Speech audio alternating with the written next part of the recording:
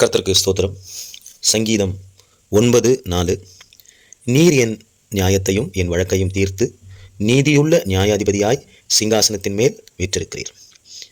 பிரியமானவர்களே, சங்கீதக்காரனாகிய தாவீது ஆண்டவரை நியாயமுள்ளவராகவும் வழக்கை தீர்க்கிறவராகவும் நீதியுள்ள நியாயாதிபதியாகவும் சிங்காசனத்தின் மேல் வீற்றிருக்கிறவராகவும் இங்கே குறிப்பிடுகிறதை பார்க்கிறோம். இன்றைக்கும் அநேக இடங்களிலே நமக்கு நியாயம் கிடைக்காமல் இருக்கலாம். அநேக வழக்குகள், நம்முடைய வழக்குகள் முடிவு கிடைக்காமல் தீர்க்கப்படாமல் இருக்கலாம். அநேக காரியங்களிலே நமக்கு நீதி கிடைக்காமல் இருக்கலாம்.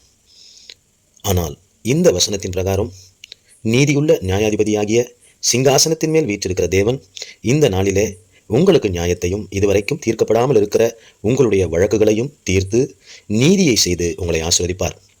மனிதன் நியாயத்தை விசாரிக்கிறவனாய் இருந்தால் சில நேரங்களிலே நீதி கிடைக்கலாம், கிடைக்காமல் போகலாம். மனிதன் நீதிபதியாக இருந்தால் சில நேரங்களிலே நமக்கு சரியான வழக்குக்கு முடிவு கிடைக்கலாம், வழக்கு தீர்க்கப்படலாம், தீர்க்கப்படாமல் இருக்கலாம். ஆனால் இங்கே சிங்காசனத்தின் மேல் வீற்றிருக்கிற கர்த்தர் நீதியுள்ள நியாயாதிபதியாய் இருக்கிறபடினாலே நிச்சயமாகவே அவர் நமக்கு நியாயத்தை வழங்கி நம்முடைய எல்லா வழக்குகளையும் தீர்த்து நமக்கு நீதி செய்து நம்மை ஆசீர்வதிப்பார்.